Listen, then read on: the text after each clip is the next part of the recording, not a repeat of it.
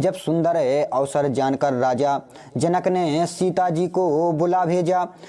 सब सुंदर सखियां जो बड़ी ही चतुर बुद्धिमती थीं, प्रेम पूर्वक सीता जी को साथ लेकर आगे चली। सिया राम। सीता जी के सौंदर्य को बखाने नहीं जाता, क्योंकि वे जगत माता और रूप गुण की खानी हैं। इस कारण मुझे सारी उपमाएं छोटी लगती हैं, क्योंकि वे प्राकृतिक स्त्रियों की हैं। सिया राम।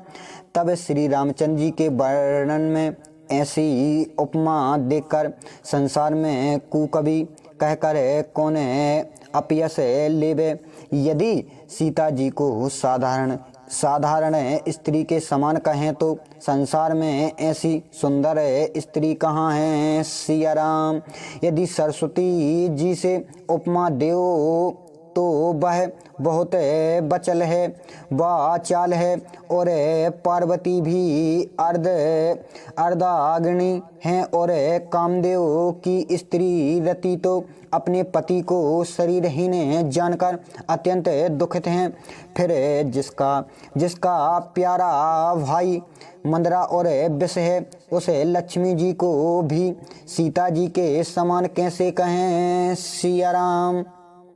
यदि शोभा रूपी अमृत क्षीर सागर हो और उसमें अत्यंत रूपमयी सुंदरता कच्छप हो, और शोभा रूपी रस्सी से श्रृंगार रूपी मंदराचल पर्वत को कामदेव ही अपने हाथ से मंथन करें। सिया राम। तब बहुत प्रकार से सुंदर सुखी मूल जो कोई लक्ष्मी प्रकट होगी, तो उसको भी सीता जी के समान कहने में कवि को लज्जा आती है। सिया राम। सयानी सखियां सीता जी को अपने साथ लेकर मनोहर वाणी में गीत गाती हुई चली। उनके संसार शरीर पर नवीन सुंदर साड़ी शोभमान थी, और जगत की माता अत्यंत शोभा से परिपूर्ण थी। सिया राम। तब सभी राजा निंदा के ऐसे योग्य हो गए जैसे बिना वैराग्य के सन्यासी हो जावें। वे अपनी कीर्ति विजय और वीरता को धनुष के आगे व्यर्थ ही कहकर चल दिए। सिया राम। सब राजा अपने हृदय में हार मानकर प्रभावहीन हो अपने अपने समाज में जाकर बैठ गए। तब राजाओं को ऐसा देखकर जनक जी व्याकुल हो गए और मनो क्रोध से युक्त हो ऐसी वाणी बोले। सिया राम। हमने जो प्रण ठाना है उसे सुनकर दीप के अनेक राजा आए हुए हैं, जिनमें देवता और राक्षस अनेक वीर और रणधीर राजा मनुष्य शरीर धारण कर आए हुए हैं। सिया राम।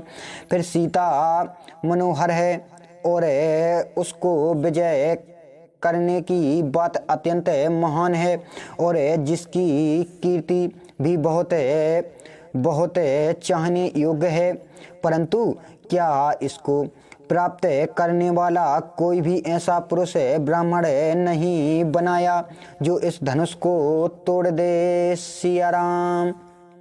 सो कहो यह लाभ किसको अच्छा नहीं लगता, परंतु किसी ने भी शिव जी के धनुष को नहीं चढ़ाया।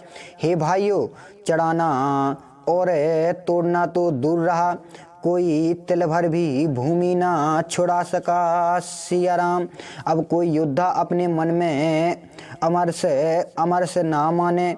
मैंने जान लिया है कि पृथ्वी वीरों से विहीन है। अब आप लोग आशा छोड़ अपने अपने घर जाइए। ब्रह्मा जी ने जानकी का विवाह ही नहीं लिखा है। सिया राम। प्राण त्याग के दोष से पुण्य क्षीण हो जाएगा।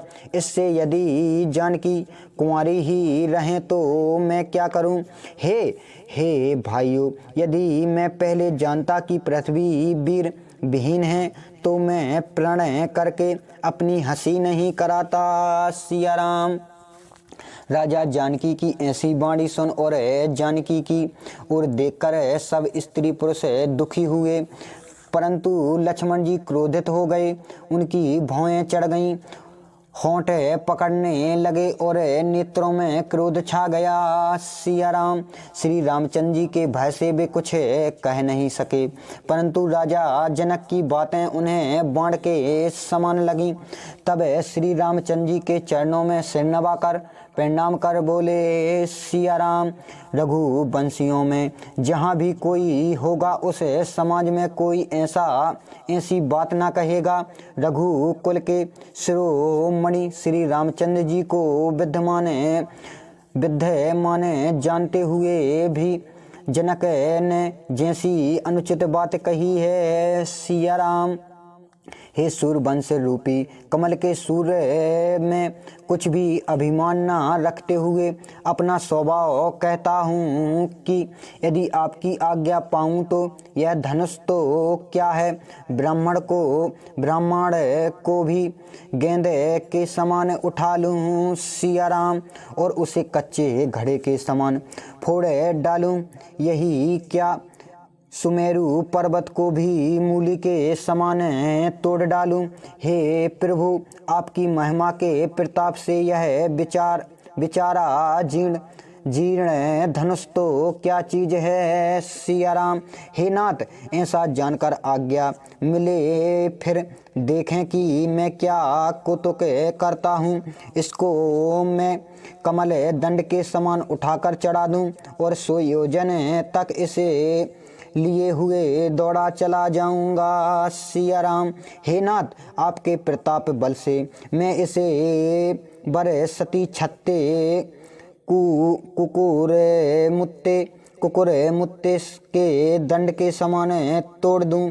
प्रभु की शपथ खाकर कहता हूँ, यदि मैं ऐसा ना कर सकूं तो फिर हाथ में धनुष बाण नहीं लूंगा। सिया राम।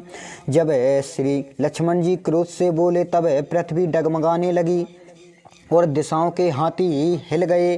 सारी जनता समस्त राजा डर गए। सीता जी के मन में प्रसन्नता हुई और जानकी सकुचा गए। सिया राम।